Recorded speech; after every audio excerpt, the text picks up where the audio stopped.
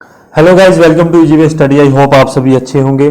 कल की क्लास नहीं हो पाई क्योंकि यहाँ बारिश हो रही थी, इस कारण से कल की क्लास में नहीं ले पाया। लाइट वगैरह नहीं थी, इसलिए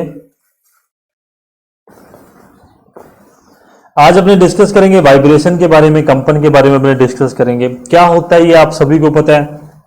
अपने मुद्दे मुद्दे वाली बातें समझते हैं जो आपके एग्जाम पॉइंट ऑफ व्यू से इंपॉर्टेंट है। जो टर्मोलॉजी, जो टर्म्स यूज होती हैं, जो परिभाषाएं यूज होती हैं, उसको अपने पहले समझना। आप आराम से बैठ जाओ, समझो इस बात को। फिर मैं डेफिनेशन लिखा दूंगा, आप डेफिनेशन लिख के अपनी कॉपी में नोट डाउन कर लेना या आपको पीडीएफ मिल जाएगी। ये वेव्स आप सभी ने देखी होगी, आज इसके बारे में अपने समझते हैं। वाइब्रेशन के लिए ये डायग्राम, ये फिगर किस लिए कैसे काम में आता है, उस बारे में अपने डिस्कस करेंगे।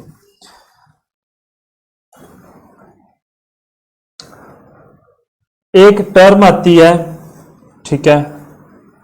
ये जो पहले तो ये समझो, ये जो लाइन है इसको अपने कहते हैं नॉर्मल पोजीशन, अपने कहते हैं ना नॉर्मल पोजीशन, सामान्य स्थिति। अपने इस लाइन को कह देते हैं कि यहां पर जो मतलब पोजीशन होती है वो नॉर्मल होगी। जितनी ये वेव्स ऊपर जाएंगी या नीचे जाएंगी, वो अपने उस चीज को क्या कहते हैं कि वो उतना कंपन, उस चीज की वेव्स उत्पन्न हो रही हैं, ठीक है। तरंग जिसे अपने कहते हैं वेव्स, ये जो पूरी है ये वेव्स है।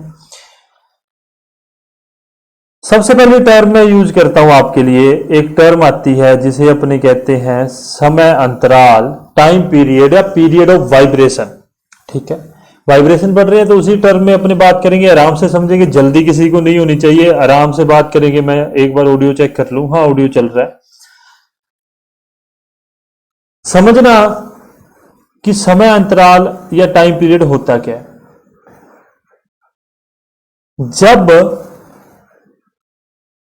मोशन या जो ये वेव है, यह अपने आप को एक समय अंतराल के बाद में रिपीट करती है, तो उसको अपने क्या कहते हैं, समय अंतराल नहीं, टाइम पीरियड मतलब समय अवधि होता है। समय अंतराल नहीं होता। मतलब मैं आपको पहले यहां पर टाइम पीरियड ही लिख देता हूं, पीरियड, ठीक है। यहां से लेके यहां तक क्या होगा, टाइम पीरियड। हिंदी में से कहेंगे समय अवधि। अब इस बात को समझना, वह आएगा, बह नहीं, वह आएगा। हाँ, इस बात को आप समझना। जब एक समय अंतराल के बाद में, एक टाइम इंटरवल के बाद में मोशन, जो ये गति हो रही है, जो ये वेव्स बन रही है, जो ये तरंगे बन रही है, अपने आप को रिपीट करेगी ना जिस समय अंतराल के बाद में, उसको अपने क्या कहेंगे, टाइम पीरियड कहेंगे। मतलब यहां पर मैं मानता हूं ये ए पॉइंट है और ये बी पॉइंट है, ठीक है। यहां पे ये ए और ये बी पॉइंट है। ए से बी के अंदर जो मोशन हो रहा है, जो गति हो रही है, वो अपने क्या कहते हैं कि ए पे और बी पे क्या थी, बराबर थी, इक्वल थी। मतलब बी के बाद में जो भी मोशन होगा उसको मैं आगे लेके चलूं, जैसे यहां पर यहां तक बात करूं, ठीक है। तो बी और सी के बीच में जो मोशन होगा वो क्या होगा, सेम होगा। जो ए और बी के बीच में मोशन था, उसी को अपने क्या कहेंगे, समय अंतराल कहते हैं। समय अवधि कहते हैं। जिस समय अंतराल में ये अपने आप को रिपीट करता है उसको अपने क्या कहेंगे, समय अवधि कहेंगे। मैं समय अंतराल बोल रहा हूं, सॉरी, बार बार, कोई बात नहीं, ठीक है। एक टर्म आप समझ गए होगे, इस बात को समझ लेना। एक टर्म आती है साइकिल, जिसे अपने कहते हैं चक्कर, है ना।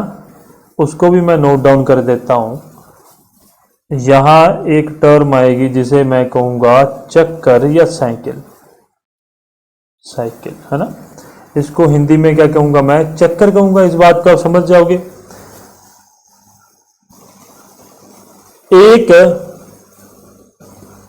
टाइम पीरियड के बाद में, ठीक है, एक समय अवधि के बाद में जब जो मोशन कंप्लीट होता है उसको अपने क्या कहते हैं, चक्कर कहते हैं। मतलब देखो, यहां से यहां तक क्या था, इसको भी मैं टाइम पीरियड ही कह सकता हूं। नॉर्मल सी बात है कि जहां से स्टार्ट हुआ और जहां से वो खत्म हुआ, उस दोनों के बीच को क्या कहूंगा, मैं समय अवधि कहूंगा, जितना उसमें समय लगा। और उस मोशन, जो वो मोशन कंप्लीट हो रहा है, उसको मैं क्या कहूंगा, एक पूरी साइकिल कहूंगा, ठीक है। कि मतलब ये जीरो से चालू हुआ और पीक पे गया, ए पॉइंट पे, फिर वापस नीचे आया, ठीक है, इस पॉइंट पे नीचे आया, वापस यहाँ पे जीरो पे पहुंच गया। तो इसको मैं क्या कहूंगा, पूरे एक साइकिल, एक चक्कर कहूंगा। इस बात को भी आप समझ जाओगे, कोई प्रॉब्लम नहीं होगी। एक टर्म आती है जिसे अपने कहते हैं आयाम, एम्पलीट्यूड, है ना। ठीक है, इस टर्म को अपने क्या कहते हैं, इस टर्म को अपने कहते हैं एम्पलीट्यूड। एम्पलीट्यूड क्या, आयाम। नॉर्मल पोजीशन से वेव जितनी ऊपर जाएगी, ठीक है, जितनी मैक्सिमम दूरी होगी उसको मैं क्या कहूंगा, पीक, चरम आयाम कहूंगा। चरम आयाम या पीक एम्पलीट्यूड मैं इसको कहता हूं। पीक एम्पलीट्यूड या चरम आयाम, मतलब पीक पे इसके ऊपर तो जा ही नहीं सकता ना आयाम, उसको मैं, इस चीज को मैं क्या कहता हूं, एम्पलीट्यूड कहता हूं। इस बात को समझ लेना। एक टर्म और आती है फ्रीक्वेंसी, उसके बारे में अपने आगे चल के डिस्कस करेंगे। इतनी बात आप समझ गए होगे। आगे चलते हैं, आप अपने डेफिनेशन को लिखते हैं, एक एक कर सभी डेफिनेशन को पकड़ेंगे। सबसे पहले अपनों ने बात की थी टाइम पीरियड के बारे में, है ना। ठीक है, टाइम पीरियड के बारे में बात करूंगा, हिंदी में भी लिख लेना इसको, क्या, समय अवधि। समय अवधि आराम से पढ़ेंगे, समझते हुए, किसी को कोई जल्दी नहीं है, आराम से, बहुत समय है अपने पास, जल्दी जल्दी आगे वाले टॉपिक आपके खत्म हो जाएंगे, क्योंकि वहां अगले टॉपिक में क्या है ना, लिखवाने वाला इतना नहीं है, वहां पर समझने वाला ज्यादा है, लिखने वाला बहुत कम होगा। आईसी इंजन में ये बात ध्यान में रखना, आपको समझना ज्यादा है। यह एक समय अंतराल है, अंतराल है जिसके बाद मोशन या मैं इसको कहता हूं गति अपने आप को रिपीट करती है। यही है ना, रिपीट मतलब दोहराती है, दोहराती है। यही है समय अंतराल, मतलब क्या, टाइम इंटरवल है।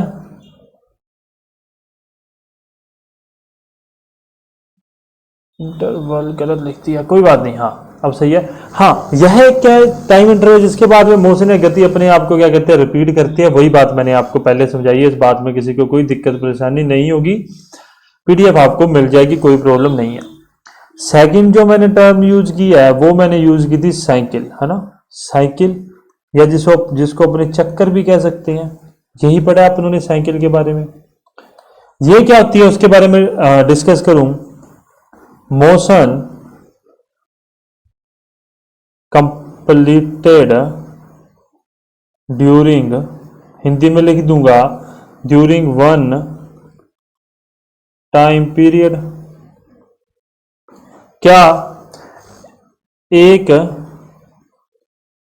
समय अवधि, ओहो अवधि, इसको एक समय अवधि के बाद, अवधि अवधि अवधि अवधि हिंदी में यार बड़ी ना थोड़ी सी प्रॉब्लम आती है। एक समय अवधि के दौरान, क्या बात की थी अपनों ने, एक समय अवधि के दौरान पूर्ण गति। ठीक है, इस बात को भी आप, हिंदी मेरी इतनी अच्छी नहीं है मुझे पता है, कोई प्रॉब्लम नहीं है, थोड़ा सा आप इस बात को समझ लेना। एक टर्म यूज की थी अपनों ने अभी, एक टर्म अपने नहीं पढ़ी है, वो है फ्रीक्वेंसी। अब उस बारे में अपने देखते हैं। डायग्राम में ये समझाने वाला कोई लंबी चौड़ी बात नहीं है, इसको अपने यहीं पे डेफिनेशन के थ्रू समझ लेंगे। क्या फ्रीक्वेंसी क्या होती है उसके बारे में डिस्कस करता हूं मैं। नंबर ऑफ साइकिल, क्या बात कर रहा हूं, नंबर ऑफ साइकिल या वेव पर, नंबर ऑफ साइकिल या वेव, क्या लिख रहा हूं, पर यूनिट टाइम। ठीक है, मतलब क्या कहना चाहता है ये, इकाई समय के यार मैं अब इसको हिंदी में कैसे ट्रांसलेट कर सकता हूँ। एक सेकेंड। इकाई समय में पूर्ण चक्कर, यही है मतलब चक्करों की संख्या जितनी भी एक यूनिट समय में, यूनिट समय मतलब कई जगह आपको 1 सेकेंड भी नंबर ऑफ सेकेंड पर या इन, रुको रुको रुको, पर नहीं आएगा, पर थोड़ा सा अपने गलत मैंने टर्म यूज कर ली, इन आएगा। ठीक है, मतलब इकाई समय के अंदर चक्रों की संख्या। ठीक है, वेव की संख्या भी अपने कह सकते हैं, उसको अपने क्या कहते हैं, फ्रीक्वेंसी कहते हैं, कि एक समय में कितने वो साइकिल पूरे कर रहा है एक यूनिट समय में, जो अपनों ने पीछे बात की थी। एक सेकेंड, यहां मैंने बात की थी, मैं मानता हूं कि एक जैसे मतलब 1 सेकेंड में वो कितनी साइकिल पूरी कर रहा है, अपने मान ले, यार गला खराब हो गया, अपने मान लेते हैं कि 5 साइकिल, 6 साइकिल, 7 साइकिल वो पूरी करता है, उसको अपने कहेंगे कि 1 सेकेंड में, उसको अपने क्या कहेंगे, फ्रीक्वेंसी कहेंगे। इस बात को ध्यान में रखना। और इसके बारे में जो भी बातें हैं उसके बारे में लिख देता हूं। फ्रीक्वेंसी इज इक्वल टू क्या होता है, 1/में टी होता है। इस बात को गौर में रखेंगे सभी लोग। क्या 1/टी, और टी क्या है अपने पास, टी है time taken to complete 1 cycle. मतलब टी मतलब क्या, वही टाइम पीरियड अपने इस चीज को डिनोट कर सकते हैं टी को, कि 1 साइकिल के लिए जितना समय लगता है उसको अपनी क्या कहते हैं, टी कहते हैं। रुको मैं लिख देता हूं, टाइम टेकन फॉर ए और 1 साइकिल, लिख लो इसको। ठीक है, एक चक्कर में लगा समय। इस बात को, इस डेफिनेशन को ध्यान में रख लेना। ठीक है, जरूरी है अपने लिए, जो एग्जाम पॉइंट ऑफ व्यू से जरूरी है। मैं उस चीज को सब में कहता हूं, सभी चीज बता देता हूं यार आपको। फ्रीक्वेंसीज की, और सॉरी फ्रीक्वेंसी क्या, फ्रीक्वेंसी की यूनिट होती है हर्ट्ज।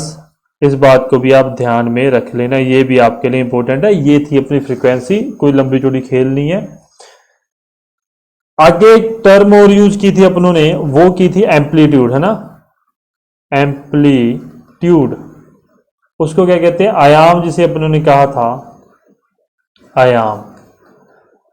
तो आयाम के बारे में डिस्कस करते हैं। Maximum displacement move by A point on vibration body from its normal position. मतलब नॉर्मल पोजीशन, साधारण स्थिति से, मतलब जो अपने ने वो लाइन खींची थी ना, उसको मैं क्या कहता हूं, उसको एक नॉर्मल पोजीशन लेके लेके चलता हूं, कि वो एक नॉर्मल पोजीशन है। उसके ऊपर पीक और नीचे पीक एम्पलीट्यूड हो सकता है, होता है, हो क्या सकता है, उस चीज को अपने कहते हैं नॉर्मल पोजीशन से।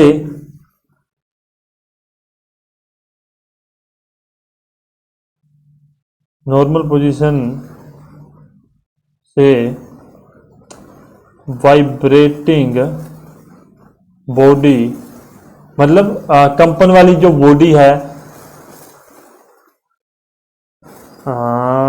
नॉर्मल पोजीशन से वाइब्रेटिंग बॉडी का अधिकतम दूरी पर पॉइंट। मतलब मैंने यार टूटी फूटी डेफिनेशन लिखी है। ठीक है, हिंदी में मेरी हिंदी बहुत खराब है, मुझे इस चीज के बारे में पता है, क्योंकि मेरी जितनी डेफिनेशन है वो सारी इंग्लिश में लिखता हूँ। मुझे बल्कि आपका ये चैप्टर मुझे हिंदी वाली बुक में मिला ही नहीं है। मुझे ये नहीं समझ आता, आप एमसीक्यूज या जो बच्चे हिंदी में ढूंढ रहे हैं वो कहाँ से ढूंढेंगे एमसीक्यूज, मुझे ये नहीं पता लग रहा अभी। तो नॉर्मल पोजीशन से वाइब्रेशन बॉडी की अधिकतम दूरी पर पॉइंट जो होता है,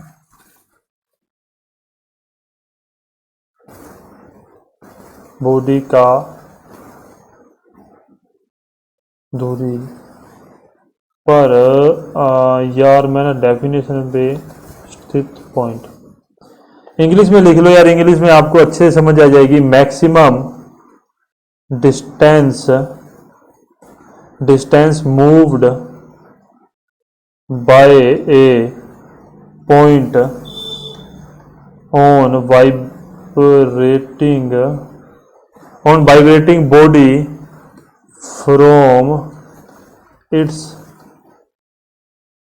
नॉर्मल लिखो ना इसको, फ्रॉम इट्स नॉर्मल पोजीशन। इस बात को आप अब समझ जाओगे। इंग्लिश में थोड़ा सा आप अगर पढ़ लोगे तो आपका भला हो जाएगा, बाकी और कोई बात नहीं है। अब मैं बात करूंगा टाइप्स ऑफ वाइब्रेशन के बारे में, ठीक है। कितने प्रकार के वाइब्रेशन होते हैं उसके बारे में अपने डिस्कस करेंगे।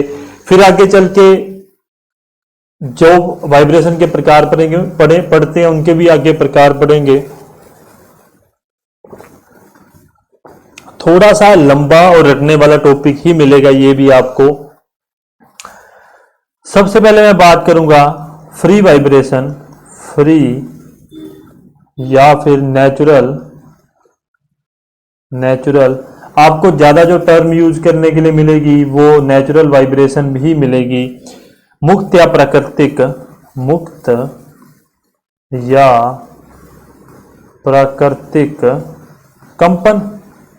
नाम से ही समझ रहे होगे यार, समझाने की जरूरत नहीं है मुझे जहां तक लगता है। क्या समझ रहे हो इस चीज से?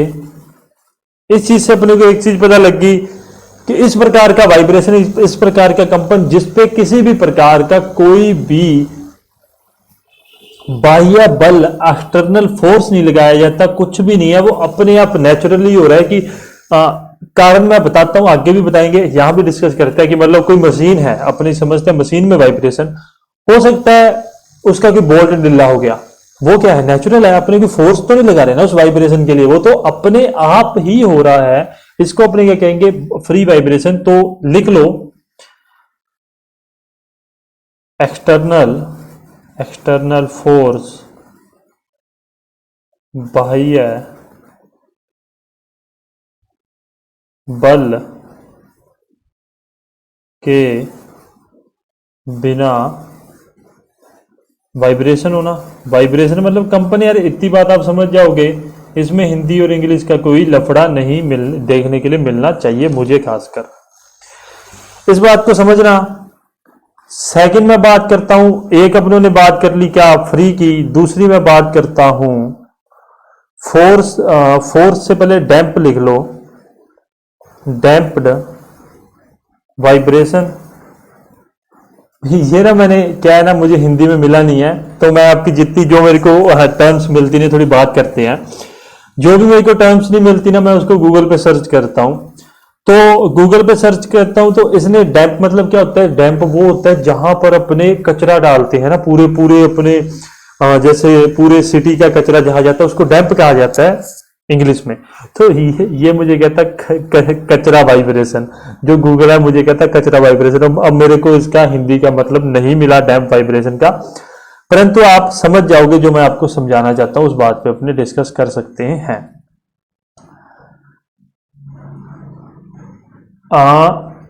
डैम्प वाइब्रेशन क्या है, जब वाइब्रेशन, इसको डेफिनेशन लिखो फिर आप समझ ही जाओगे कि प्रत्येक चक्कर या साइकिल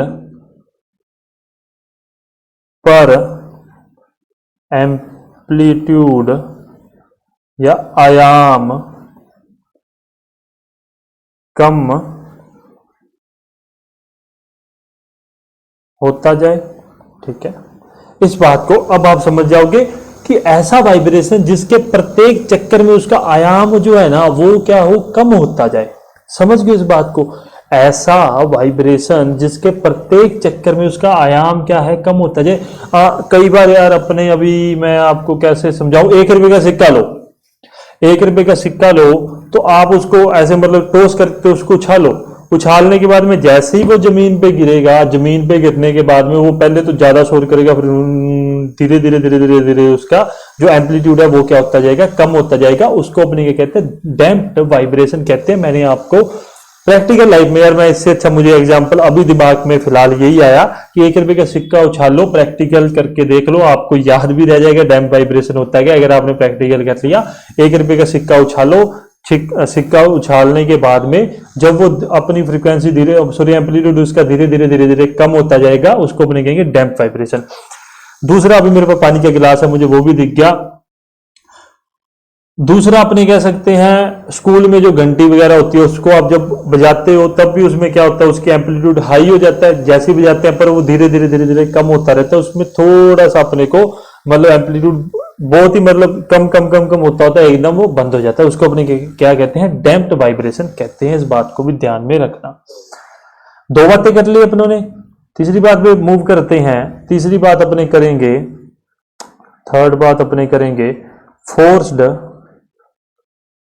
वाइब्रेशन। ठीक है, बल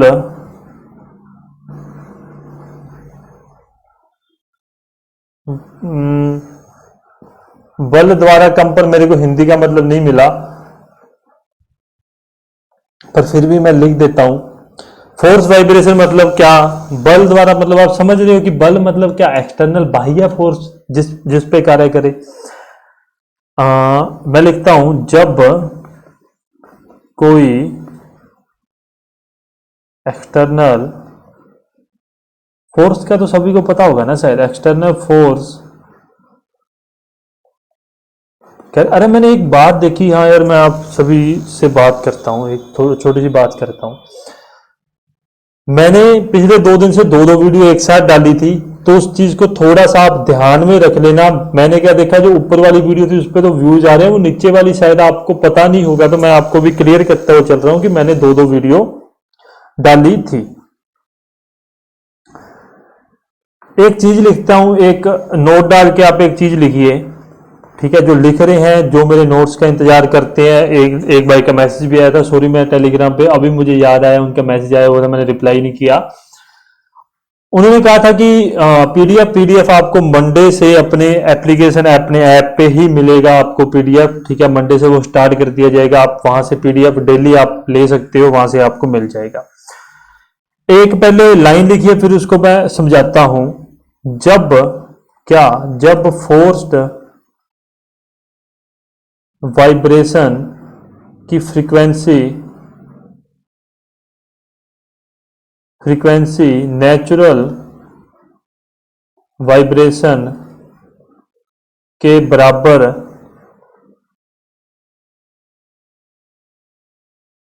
हो जाए तब रेजोनेंस क्रिएट होता है।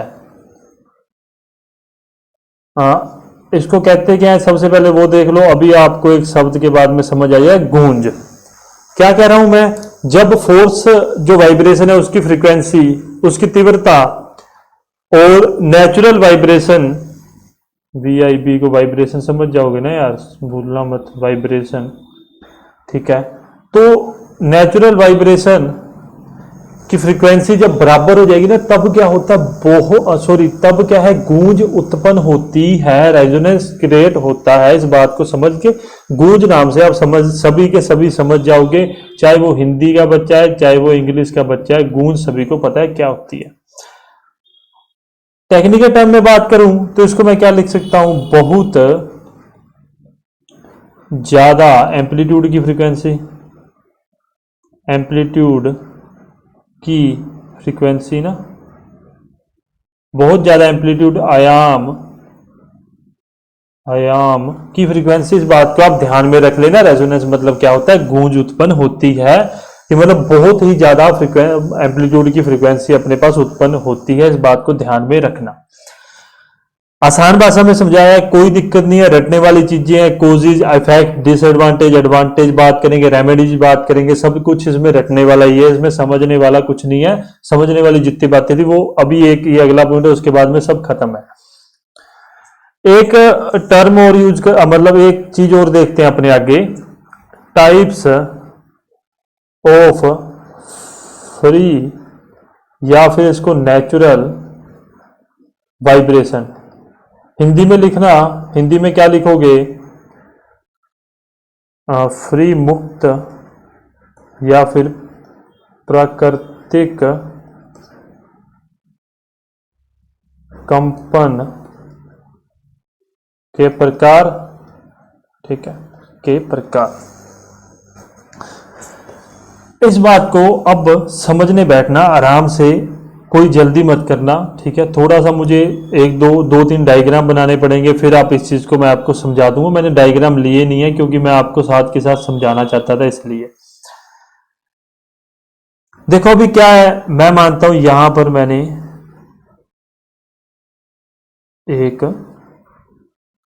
कोई एक ऐसा डायग्राम, मतलब कोई एक ऐसी बॉडी है मेरे पास, ठीक है। क्या है मेरे पास, कोई एक ऐसी बॉडी है, ठीक। अभी तीन प्रकार का नेचुरल वाइब्रेशन होता है। सबसे पहली बात करता हूं, ये है लॉन्गिट्यूडनल, हिंदी में समझाऊंगा, डरना मत। अनु, कहां लिखा था मैंने, अनुदैर्ध्य कंपन। इसमें क्या होता है, जो कंपन उत्पन्न होता है वो लॉन्गिट्यूडनल होता है, मतलब इस प्रकार से मेरे हाथ की तरफ देखोगे तो इस प्रकार से उत्पन्न होता है, सपोज की इस प्रकार से होता है उत्पन्न। अभी आप समझ जाओगे,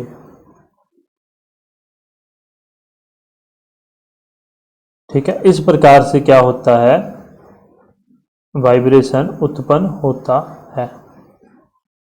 होप सो डायग्राम देख के आपको समझ आ गया होगा कि इस प्रकार से वाइब्रेशन क्या है, उत्पन्न होता है, ऊपर नीचे, अप एंड डाउन जिसे अपने कहते हैं। उस वाइब्रेशन को क्या कहूंगा मैं, लॉन्गिट्यूडनल अनुदैर्ध्य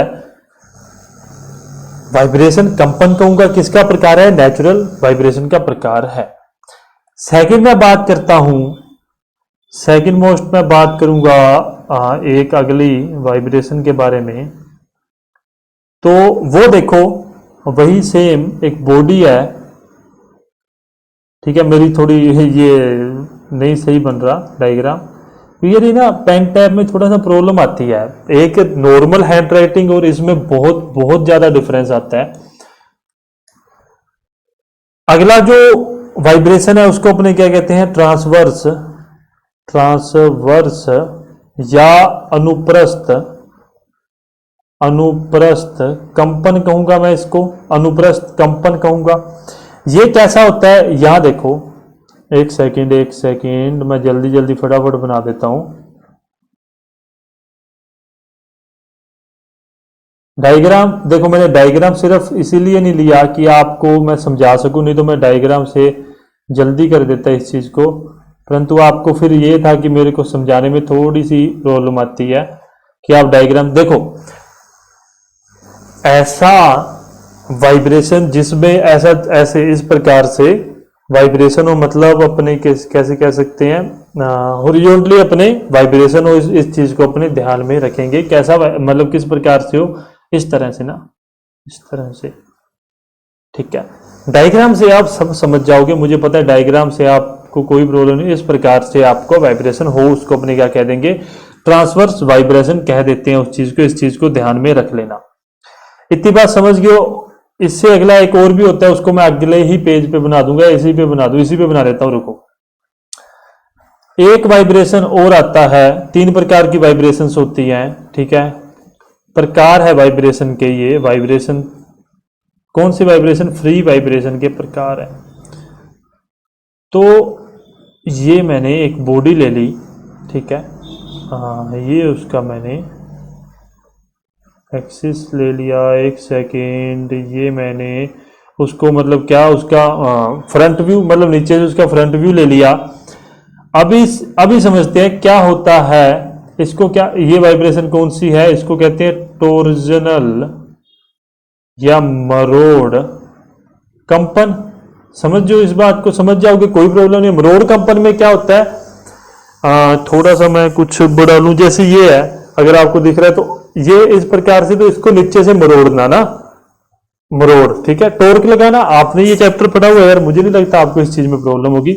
किस प्रकार से, इस तरह से, या तो इस तरह से या इस तरह से, अपने इस तरह से फोर्स, मतलब फोर्स क्या, टॉर्क लगाते हैं, ठीक है, उसको अपने क्या कहते हैं, टॉर्जनल वाइब्रेशन कहते हैं। इस बात को आप सभी के सभी समझ जाओगे, इस बात को किसी को किसी प्रकार की कोई प्रॉब्लम नहीं होगी।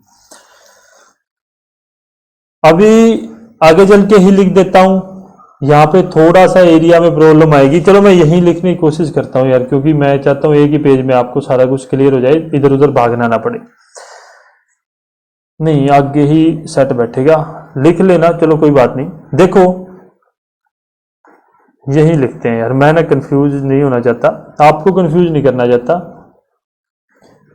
इसमें उत्पन्न होता है उस चीज के बारे में ध्यान रखना, एक तो टेंसाइल और एक कंप्रेसिव स्ट्रेस। टेंसाइल तनाव और कंप्रेशन संपीड़न, प्रतिबल स्ट्रेसेस उत्पन्न होती हैं। दोबारा से लिख लो, सॉरी मैं लिख देता हूं, तनाव व संपीड़न, गलत लिख दिया कोई बात नहीं। प्रतिबल उत्पन्न होता है किसमें? तो मैं बात कर रहा हूं लॉन्गिट्यूडनल की बात कर रहा हूं मैं। अभी मैं इसकी बात करूं तो इसमें उत्पन्न होता है बेंडिंग स्ट्रेस,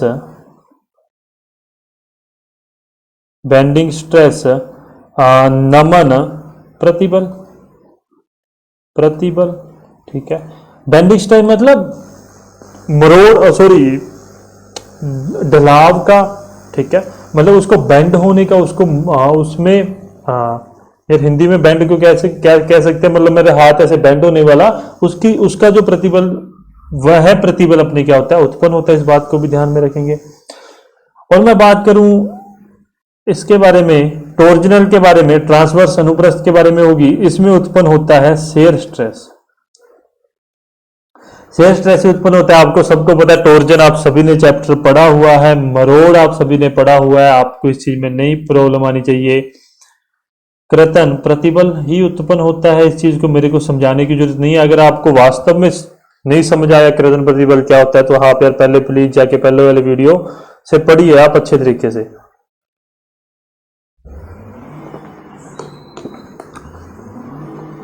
एक सेकेंड, ये तीन बात आप समझ गए हो ना। 2013 में आपके प्रश्न आया था, मैं प्रश्न की भी डिस्कशन कर लेता हूं। आपके 2013 में ये आया था, मैं लिख देता हूं यहाँ पे, 2013 में ये प्रश्न आया था। इसमें से कुछ ज्यादा हार्ड तो कुछ भी नहीं बनता, हार्ड वाला तो इसमें कोई सीन ही नहीं है, कोई फॉर्मूला है वो भी आपके एग्जाम पॉइंट ऑफ व्यू से इंपॉर्टेंट नहीं है, वो इंपॉर्टेंट है आपके सब्जेक्टिव पॉइंट ऑफ व्यू से, वो बहुत ही ज्यादा इंपॉर्टेंट होंगे आपके लिए, परंतु एग्जाम पॉइंट ऑफ व्यू से आपके लिए इंपॉर्टेंट इतने ज्यादा नहीं है। इस बात को आप सभी लोग ध्यान में रखेंगे। अब मैं आगे डिस्कस करता हूं, ठीक है, आगे अपने बात करते हैं कंपन के कारण, कॉजेज ऑफ वाइब्रेशन।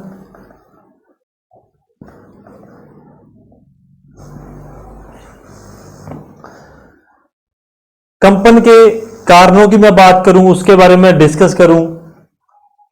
सबसे पहले देखो कंपन के क्या कुछ कारण, अपने अपने दिमाग में क्या कुछ कारण आते हैं, उस चीज के बारे में बात करता हूं मैं। किसी मशीन के बारे में बात कर ली, कंपन अपने सिर्फ मशीन की बात नहीं कर रहे हैं, किसी भी चीज में कंपन उत्पन्न हो सकता है, ठीक है। तो सबसे पहले अपने दिमाग में आता है कुछ ना कुछ उस पर, या तो अनबैलेंस फोर्स, ठीक है, लग रहा होगा, उसके ऊपर कोई ना कोई ऐसी प्रॉब्लम होगी कि उस पर इस प्रकार का बल लग रहा होगा जिस बारे में अपने को पता नहीं है, या उसके नट बोल्ट ढीले होंगे, ये भी अपने हैं, या उसमें अच्छे तरीके से मतलब लुब्रिकेशन नहीं होगा, उसमें कुछ ड्राई फ्रिक्शन वगैरह उत्पन्न हो रहा होगा, कि मतलब वहां पर कुछ घर्षण उत्पन्न हो रहा होगा, इस कारण से भी आवाज निकल सकती है, वाइब्रेशन हो सकती है।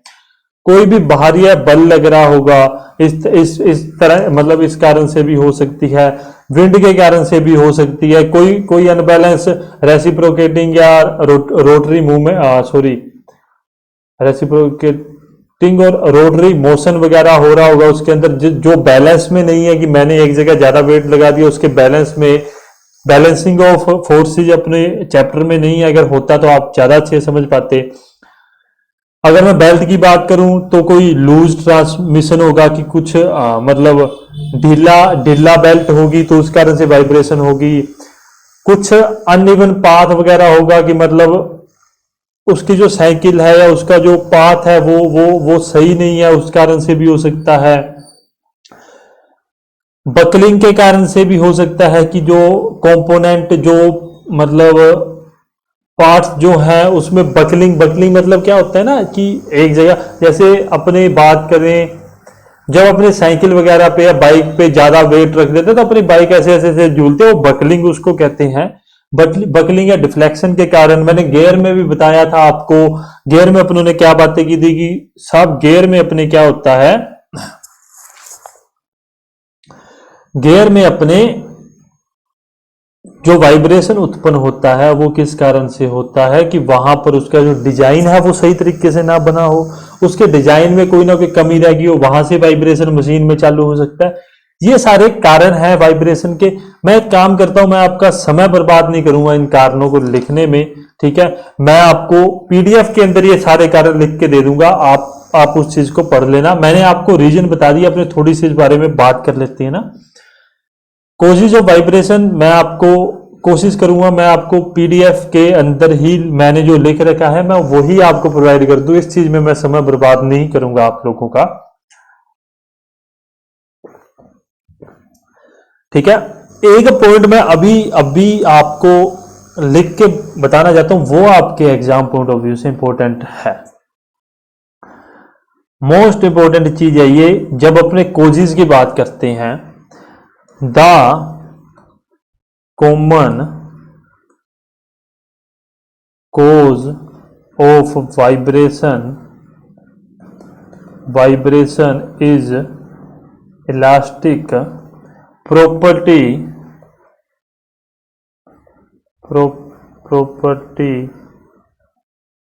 Of material. क्या सबसे कॉमन कारण पता है क्या होता है किसी भी वाइब्रेशन की? सबसे छोटी लाइन है पर सबसे ज्यादा मतलब हार्ड है, ये छोटा पैकेट बड़ा धमाके वाली लाइन है कि जो इलास्टिक प्रॉपर्टी होती है, जो प्रत्यास्थता का गुण होता है ना, उसके अंदर इलास्टिसिटी का जो गुण होता है उसके कारण सबसे ज्यादा वाइब्रेशन उत्पन्न होती है। सबसे ज्यादा यार ये इलास्टिक को क्या कहते हैं, मैंने अभी बोला था और अभी मेरे वो दिमाग से स्किप हो गया।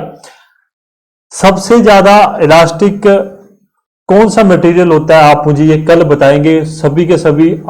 आप सर्च करना, मुझे कमेंट में बताना सबसे ज्यादा इलास्टिक कौन सा मटेरियल होता है। मतलब फॉर एग्जांपल अपने बात करें रबड़, स्टील, कास्ट आयरन, या फिर और बात करें एल्यूमिनियम, कॉपर, निकल, टिन, कुछ भी, मतलब सबसे ज्यादा इलास्टिक प्रत्यास्थ, हाँ इलास्टिक को प्रत्यास्थ ही कहते हैं ना, इलास्टिक प्रत्यास्थ गुणांक, हाँ प्रत्यास्थ कौन सा मटेरियल होता है उस बारे में आप मुझे बताना। ये कारण है, ये कारण मैं आपको पीडीएफ के अंदर आपको अवेलेबल करवा दूंगा। इस चीज को आप मतलब इस चीज का मत सोचना, आपको ये जितने भी मतलब कोजेज ऑफ वाइब्रेशन है ये आपको पीडीएफ के अंदर मिल जाएंगे देखने के लिए। इस बात को मतलब इस बात का आप टेंशन मत लेना, ठीक है। मैं 2 पेज खाली छोड़ रहा हूं पीडीएफ के अंदर ताकि मैं आपको इसके अंदर ऐड ऑन कर सकूं। अच्छा, उसके बाद में अपने बात करेंगे डिसएडवांटेज, एडवांटेज, ये भी मैं आपको पीडीएफ में दे दूंगा, ठीक है। इसके अभी जाना मत क्योंकि आगे मैंने कुछ बातें ऐसी रखी है जिससे आप भागो नहीं, ठीक है। कोई 3-4 टर्म्स है जिसके बारे में अपने बात करनी है। डिसएडवांटेज क्या क्या होता है कि वाइब्रेशन तो हो रहा है यार, अब अपने को हो रहा है तो क्या दिक्कत है? नहीं, ऐसा नहीं होता। वाइब्रेशन से कुछ हानियां, कुछ डिसएडवांटेज होती हैं। वो क्या क्या होती हैं? सबसे पहले देखो, वाइब्रेशन हो रहा है, एक तो सबसे पहले लाइफ कम हो जाएगी उस मशीन की, ठीक है। उसमें क्योंकि कंपन होता है तो कहीं ना कहीं देखो, जब मैं जॉब करता था, मैं जेसीबी में जॉब करता था, शायद आपको इस चीज के बारे में पता ना हो, तो वहां पे हमें ना एक बड़ी अच्छी बात कहते आप ध्यान में रखना कि अगर आपकी मशीन जहां आप काम कर रहे हो, चाहे वो कन्वेयर है चाहे कुछ भी है, अगर वहां पे कुछ भी एबनॉर्मल साउंड आता है ना, सबसे पहले मेंटेनेंस को अवगत करवाओ, क्योंकि वो एबनॉर्मल साउंड कहीं ना कहीं आगे जाके, वो वाइब्रेशन ही होता है, वो कहीं ना कहीं आगे जाके आपको बड़ी प्रॉब्लम में डाल सकता है। इसलिए जब भी कोई एबनॉर्मल साउंड आता था कि कोई एबनॉर्मल, अब यार आज ये हो गया कि यार कन्वेयर में या मशीन में कुछ आवाज आ रही है और ऐसी आवाज डेली नहीं आती ना, तो मेंटेनेंस को तुरंत बढ़ाओ। मतलब इस चीज से क्या होता है, लाइफ कम होती है। जो मशीन के पार्ट्स होते हैं, हिस्से होते हैं, उसका क्या है, वो फेल हो सकते हैं, ठीक है, उनमें नुकसान हो सकता है। वो फेलियर ऑफ मशीन पार्ट, ये भी अपने लिए एक इंपॉर्टेंट पार्ट है। उसके बाद में स्ट्रेसेज उत्पन्न होती है, उसके अंदर स्ट्रेस भी उत्पन्न होती है। मतलब जो पार्ट्स है उसके अंदर प्रतिबल वगैरह उत्पन्न होता है, काफी ज्यादा मात्रा में उत्पन्न होता है। इस कारण से भी अपने को मशीन का फेलियर हो सकता है। नॉइज भी क्रिएट होती है कि भाई बहुत ज्यादा एबनॉर्मल साउंड आता है अपने पास, तो एबनॉर्मल साउंड अपने को कहीं ना कहीं नॉइज पोल्यूशन का कारण बनता है। छोटी मशीन नहीं, अपने छोटी नहीं बड़ी मशीनों में वो नॉइज पोल्यूशन का कारण बनेगा। उसी और मैं बात करूं एडवांटेज की, तो एडवांटेज में वाइब्रेशन को अपने, एक तो एडवांटेज इसका ले सकते हैं कि जितना भी जो स्ट्रेसेज होती है ना, ठीक है, मतलब ऐसे इक्विपमेंट जिसमें स्ट्रेसेज लूज करनी हो वहां पर अपने इसको यूज कर सकते हैं। कन्वेयर वगैरह में भी वाइब्रेशन का रोल होता है। इस चीज को मैंने आपको लिख के आपको भेज दूंगा। उसके आगे मैं बात करूं रेमेडीज, सॉल्यूशन या रेमेडीज को अपने क्या कह सकते हैं आप, कि मतलब इस चीज का बचाव, रेमेडीज मतलब इसका बचाव कैसे है ना, उस चीज के बारे में बात करता हूं।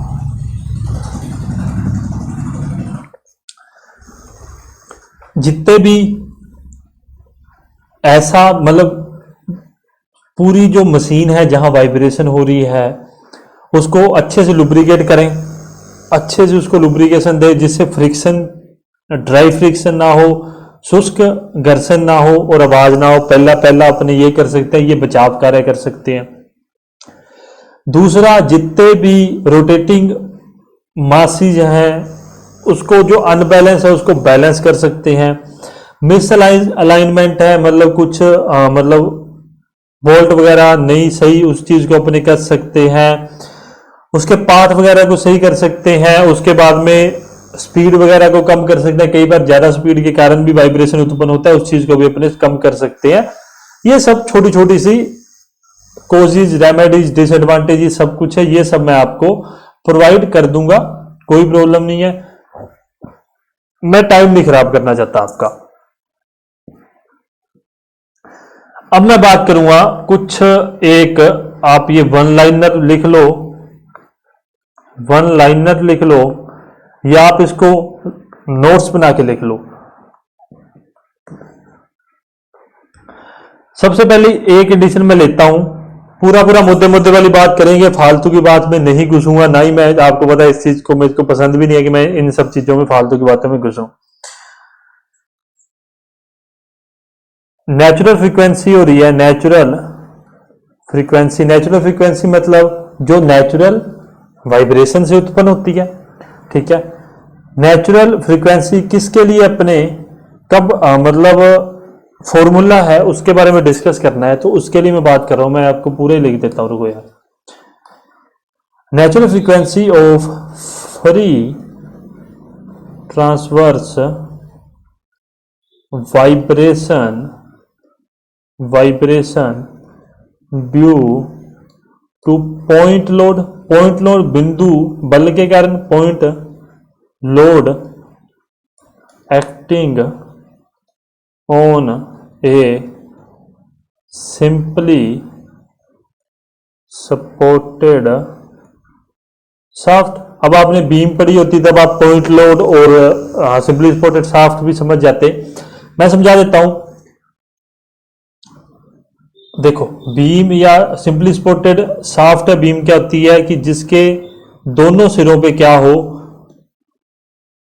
स्पोर्ट लगी हो, उसको अपनी क्या कहते हैं, सिंपली सपोर्टेड। साधारण स्पोर्ट मतलब इसको पता नहीं कुछ ऐसा ही कहते हैं। और एक पॉइंट पे बल लगे W, तो उसको मैं कहूंगा पॉइंट लोड, और पूरे के पूरे इसके ऊपर बल लगे तो इसको मैं कहूंगा universal, UDL, universal distribution load, इसको मैं कहूंगा। इस बात को आप सभी ने कहीं ना कहीं कभी ना कभी पढ़ा होगा, इस बात को अभी अपने काम में आएगा ये, इसलिए ध्यान में रख लेना, ठीक है, इस बात को ध्यान में रखें कि क्या बात कर रहे हैं, नेचुरल फ्रीक्वेंसी प्राकृतिक तीव्रता किसकी, फ्री ट्रांसफर्स वाइब्रेशन ट्रांसफर्स को क्या कहते हैं अपने मुक्त अनुप्रस्थ कंपन ड्यू टू किसके कारण, पॉइंट लोड बिंदु बल जो लग रहा है सिंपली स्पॉटेड बीम के कारण, बीम पर, वो क्या होगा, उसको लिखेंगे अपने F N is equal to 0.495 under root में अपॉन में अंडर रूट में डेल्टा हर्ट्ज। इस बात को ध्यान में रखना, आपको सभी में डेल्टा वगैरह ये सब समझा दूंगा, कोई दिक्कत वाली बात नहीं है, घबराना मत। इतनी बात आप समझ गए हो। ये अपने पास क्या था, ये थी अपने पास पहली कंडीशन थी, ये पहली कंडीशन थी कि नेचुरल फ्रीक्वेंसी ढूंढनी है, प्राकृतिक तीव्रता ढूंढनी है, फ्रीक्वेंसी को शायद तीव्रता ही कहते हैं मुझे जहां तक याद है, बाकी मैंने लिखा नहीं है क्या, मेरे को देख लेने दो यार, मेरे को ना आवर्ती आवर्ती आवर्ती सॉरी सॉरी सॉरी आवर्ती कहते हैं इसको, ठीक है, आवृत्ति कहते हैं, तीव्रता इंटेंसिटी को कहते हैं शायद, हाँ प्राकृतिक आवर्ती, ठीक है, किसके लिए, तो फ्री ट्रांसवर्स वाइब्रेशन के लिए जिस पर पॉइंट लोड लग रहा है, बिंदु बल लग रहा है, बिंदु बल उसके ऊपर कार्य कर रहा है सिंपली स्पॉटेड शाफ्ट पर, ठीक है, वहां पर जो एफ एन होगा वो उसकी वैल्यू ये होगी, ये पूरा आपको याद रख लो या चाहे रट लो। Second condition, due to uniform distribution load, uniform distributed load, मैं हो सका तो इसको हिंदी में आपको देख के लिख के भेज दूंगा। यूडीएल मैंने अभी आपको बताया, जो पूरी की पूरी शाफ्ट के ऊपर लग रहा हो, ठीक है, उसको मैं क्या कहता हूं, यूनिफॉर्म डिस्ट्रीब्यूटेड लोड। उसके लिए एफ एन क्या होगा, 0.5615 अपॉन में अंडर रूट में डेल्टा हर्ट्ज। ध्यान में रखोगे इस बात को भी, किसी को कोई प्रॉब्लम नहीं होनी है, बातें मुद्दे मुद्दे वाली कर रहा हूं, कि फालतू की बात तो मैं कर ही नहीं रहा। एक और कंडीशन आती है, वो भी याद कर लेना, ठीक है, आपको एग्जाम पॉइंट ऑफ व्यू से इंपॉर्टेंट है वो भी। नेचुरल फ्रीक्वेंसी ही ढूंढनी है, परंतु किस पे ढूंढनी है, free longitudinal and transverse load पे। अभी ऊपर भी वही ढूंढ रहा है, अनुधैर्य और अनुप्रस्थ ट्रांसवर्स, शायद तक यही होता है। लिखना गौर से लिखना, पेन चेंज कर लूं, हाँ तो देखते हैं यार, थोड़ा सा बोरिंग चैप्टर है, मेरे को ना मजा नहीं आ रहा है यार इसमें पढ़ाने में, पता नहीं क्यों। F N is equal to, रटने वाली बातें हैं तो उसमें ना मजा नहीं आता, उसमें क्या ही तो मैं आपको बताऊं, तभी तो मैं आपको कह रहा हूं, मैं फोटो खींच के और आपको उसको पीडीएफ को आपको अटैच करके वही दे दूंगा। या तो मैं इस चीज को ये लिख सकता हूं, या मैं इस चीज को लिख सकता हूं 1 अपॉन में 2 पाई अंडर रूट में जी ग्रेविटेशनल फोर्स जिसे अपने कहते हैं अपॉन में डेल्टा, या मैं इसको क्या लिख सकता हूं 0.4985 अपॉन में अंडर रूट में डेल्टा हर्ट्ज। कुछ भी लिखा हुआ मिल सकता है, सभी बातें मैंने आपको बता दी है। एस मतलब क्या है, स्टिफनेस है, कड़ापन है, ये भी ध्यान में रखना। डेल्टा मतलब क्या है, स्टैटिक डिफ्लेक्शन है, डिफ्लेक्शन है। और एम मतलब क्या है, मास है, द्रव्यमान है, क्या द्रव्यमान। डिफ्लेक्शन मतलब झुकाव भी कहते हैं शायद इसको, स्टिफनेस को कड़ापन कहते हैं अपने। इस बात को आप सभी ध्यान में रखेंगे, दो बातें होगी यहां। तीसरी मैं बात करूंगा लास्ट अपने आज के दिन की, सी नेचुरल फ्रीक्वेंसी ही ढूंढेंगे, एफ एन ही लिखा हुआ है मैंने पीछे भी। एफ एन किसके लिए, अब फ्री टॉर्जनल वाइब्रेशन के लिए, जो आपके एग्जाम पॉइंट ऑफ व्यू से इंपॉर्टेंट बात है उसी पे डिस्कस करता हूं मैं।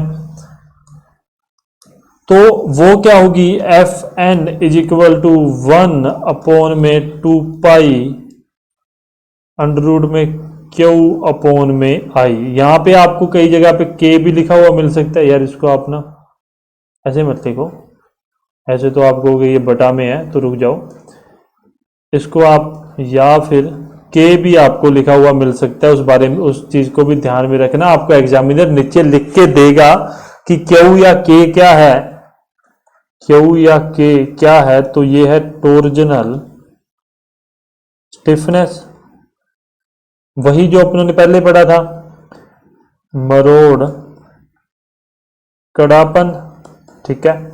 और आई क्या है, मूवमेंट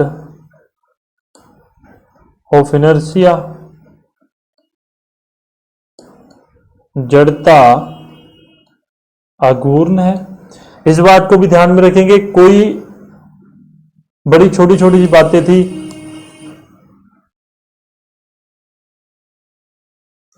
कोई ज्यादा लंबा चौड़ा समय अपना व्यर्थ नहीं हुआ, ठीक है। बहुत ही जल्दी आपका पूरा चैप्टर हो गया, ये पूरा चैप्टर हो गया। अब सिर्फ और सिर्फ फ्रिक्शन क्लचेज बचे हैं, उसमें भी आपको थ्योरी ऑफ मशीन के अकॉर्डिंग जो चीज इंपॉर्टेंट है मैं वही करवाऊंगा, और बाद में जब अपने ऑटोमोबाइल पढ़ेंगे तब अपने क्लचेज का वर्किंग समझेंगे, उसके पार्ट्स समझेंगे, उस सबको अपने ऑटोमोबाइल में समझेंगे, ऑटोमोबाइल के टॉपिक में समझेंगे।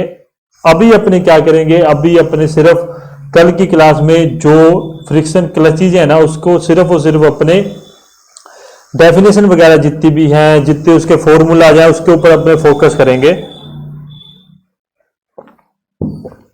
और कल अपने बेसिक को पूरा समाप्त कर देंगे। जितना मेरे से बेस्ट हो सकता है मैं आपको बेस्ट देने की कोशिश करता हूं। जो कुछ पढ़ाता हूं सब कुछ इंपॉर्टेंट है। पेड कोर्सेज बहुत जल्दी लॉन्च हो जाएंगे। पेड कोर्सेज में मुझे पढ़ाने से भी ज्यादा मेहनत करनी पड़ेगी, मुझे इस बात का भी पता है, क्योंकि वहां पर देखो मैं पहले ही कहता हुआ चल रहा हूं, हिंदी में एमसीक्यूज नहीं मिलेंगे, कहीं मर्जी से ढूंढ लो आपको नहीं मिलेंगे। एमसीक्यूज आपको इंग्लिश में ही पढ़ने पड़ेंगे, जो जाना चाहता है वो जा सकता है, ठीक है।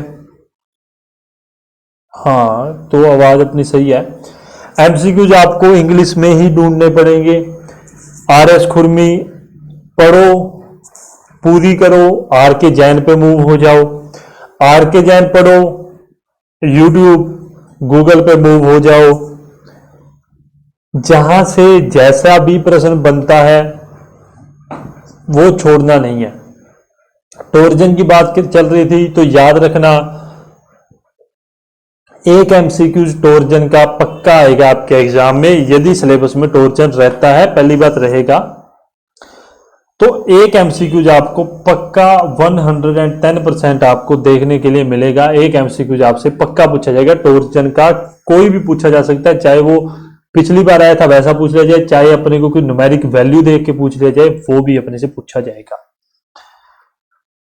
थोड़ा सा एप्लीकेशन पे अभी मैं बैठूंगा, आज ही क्लास रिकॉर्ड कर दूंगा, कल वाली भी मैं कल अपलोड कर दूंगा। तो आज बैठ के एप्लीकेशन के ऊपर मैं काम करूंगा।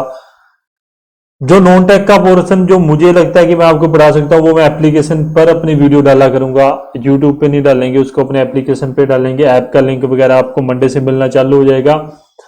पीडीएफ वगैरह सब कुछ आपका ऐप पर ही सेव रहेगा, ठीक है।